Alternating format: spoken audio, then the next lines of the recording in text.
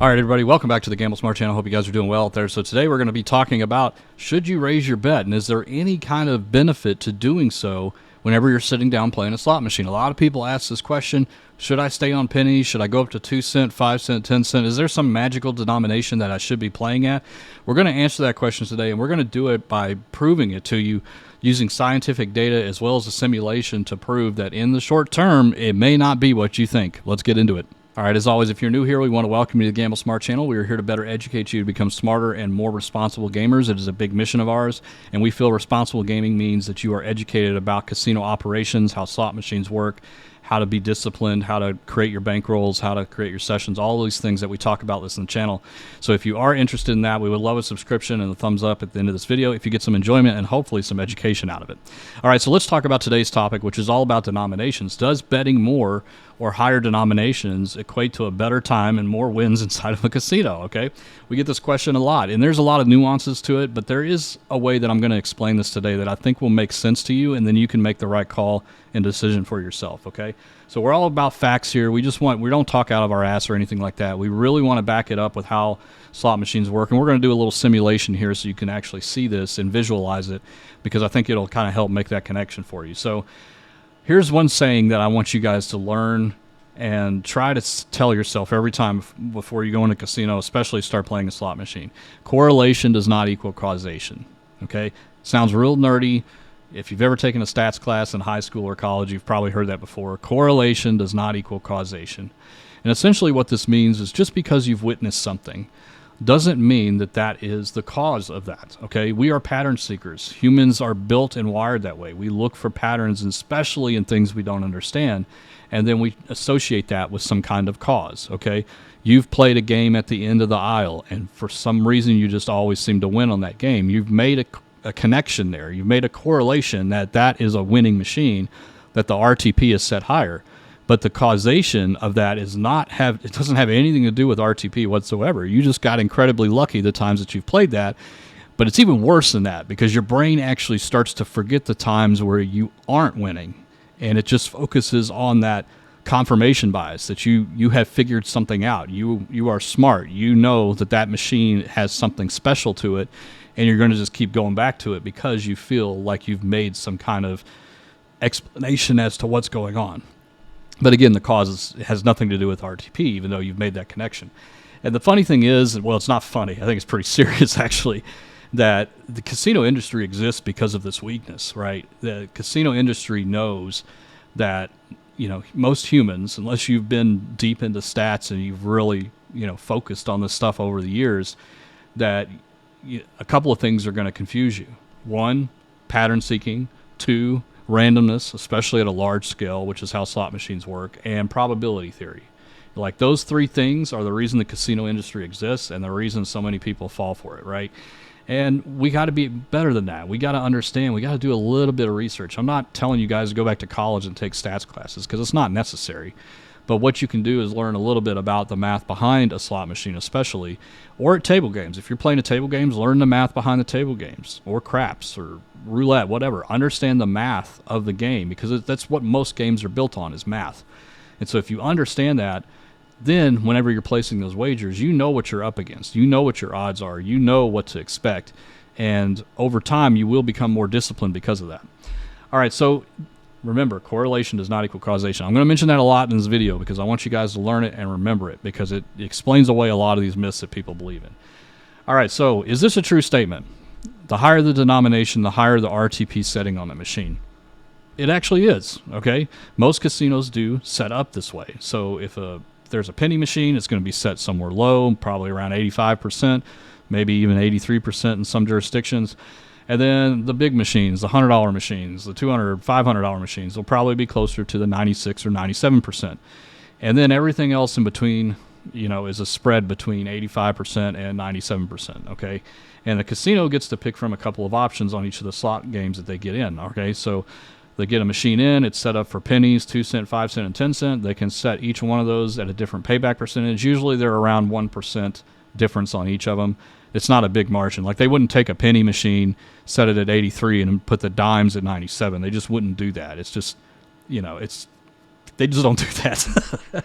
What they typically do will say 81, 83 or 85% on the penny, 86, 87 on the 2, et cetera. Maybe a couple percentage, maybe even 1%.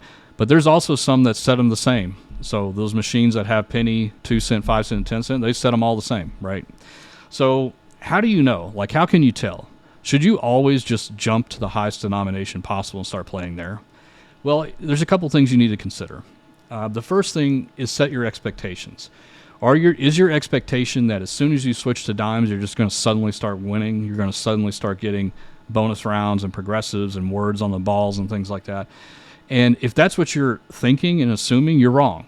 And you could end up in a very dangerous situation there because you're going to continue to pump money in the machine thinking, well, I'm on the highest payback percentage here. I've got to be returned something. Or think of this scenario. What if you were playing on 2 cent, okay, and you're betting, 200 credits on 2 cent. So it's a $4 bet, right? And then you say, well, I'm going to go up to 5 cent and do the same $4 bet. Am I suddenly going to start getting a bunch of bonus rounds and things like that? And the answer is, in the short term, absolutely not. Okay, you're not going to be able to detect anything. So bouncing around to denominations is not going to suddenly give you a giant leap in return. And if you think you did, let's say that you did switch from 2 cent to 5 cent, and then the first spin that you do at $4, you end up getting a bonus round. Are you correlating that to switching to the 5 cent? Correlation does not equal causation. No, that's not what happened. You got incredibly lucky. That's what happened. And we got to start teaching ourselves this so that we understand that is the cause. All right, so I said all that. So you're saying, Mark, wait a minute. What about if I'm comfortable with betting $5? Should I play pennies at 500 credits, or should I play dimes at 50 credits? And the answer is that over time, a long period of time, the better move would be the 10 cent at the 50 credits, as long as the 50 credits that you're betting covers all available features of the game. Okay, you've probably seen some button decks before where you look down at the bet size, and if you bet all the way on the left, like the 50 credits, you're not eligible for the grand, or you're not eligible for a respin feature, or you're not eligible for certain progressives, whatever the case is. That is worse. So you want to bet as high as you possibly can, that's in your comfort zone, as long as all available features of the game are covered. And you know this by looking at the bet panel or looking in the game rules to make sure that you are wagering enough to cover that, because that's where the RTP is built in. And if you're not covering that, if you're betting less credits than you need to in order to get a bonus, for example, you are killing your return. So don't do that. All right, so I've dumped a lot of stuff on. I'm rambling a little bit, but this stuff is really important because I think there's a lot of misconception out there that jumping around to denominations looking for something is the way to figure out which is the highest RTP.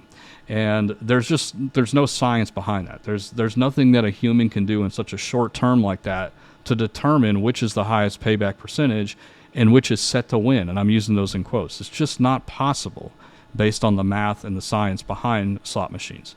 So what we're going to do to prove this, right? Okay, I just told you a bunch of stuff. Was I just talking out of my ass? Well, we don't do that here. Okay, we really try to back stuff up with industry knowledge, as well as putting together things that we're about to look at, which is a slot simulator that we've used in the past, but we've kind of tweaked it a little bit this time to demonstrate this concept of jumping around to different denominations to see if it is something that you would notice in the short term. So let's just get into it. Let's do it. All right, let's take a look at this together. So does raising your bet change your luck? That's what we all want to know. That's why you clicked on this video, right? So let's take a look at this. And first, what I'm going to do is do the 1 million pull simulation, okay? And this is going to simulate playing 1 million games on double diamond, okay? We're very familiar with double diamond. The reason I use that in this example is because we have the par sheet. It's public information at this point. So we can take the par sheet and learn the probabilities of every single combination and outcome on that game and program it into here. So we can run a simulation of doing 1 million pulls on a double diamond machine, okay? So I've got it set up in 4 different denominations down here. You see pennies, which is set at 85%, 2 cent at 87, 5 cent at 89, and 10 cent at 91, okay? They probably would be even tighter than that, okay? Probably the situation you would find in the casino would be 85, 86, 87, 88, somewhere like that, okay? They might even be a little bit, more compressed than this. But I went for what could potentially be out there. So what we're going to do is run a simulation of 1 million spins, and we're going to look at the results here. So you can see, let's look at this right here, which is the actual return. You can see that it's actually very close to these numbers, right? Which we should expect after a million pulls. So the 10 cent is around 90.5, even though it's set at 91. The nickel's 89.08, set at 89, so that one was really close. 86.5 on the 2 cent. And then the actual return on this one was 84.31 at 85. So they were all very, very close, within I'd say 5%, of the payback percentage. So you're saying, well, yeah, that's right. Look, the 10 cent did so much better. And it should. After a million pulls, it will do that much. All right, so let's look at doing 100 pulls. Okay, this may be a little bit more realistic in a casino environment, doing 100 pulls on a machine. And let's say that you're doing 100 pulls on each of these denominations. So you're going to do a total of 400 pulls, right? And then you're going to write the results down of your coin in and coin out on each of those, so you can figure out which one is set the highest. So let's run this simulation and see what we get. Okay, so right here we get 92% on the 10 cent. We get 111% on the 5 cent. We get 233% return on the 87%. And we get 71% on the 85. So you're probably saying, well, what the hell is this? Like, how is this even possible, right? We did 100 spins on each of the machine. You would say confidently that the 2 cent is the one that's set the highest, right? I think we would all agree that's what you would think. Correlation does not equal causation. That is not the cause. The cause is that not enough spins were done for the probability program of that slot machine to play out. And the more volatile the game is, the longer it does take for it to play out. So even Double Diamond is kind of low in volatility. It doesn't have as many probability, mappings as a very big, let's say Huff and Puff or something like that.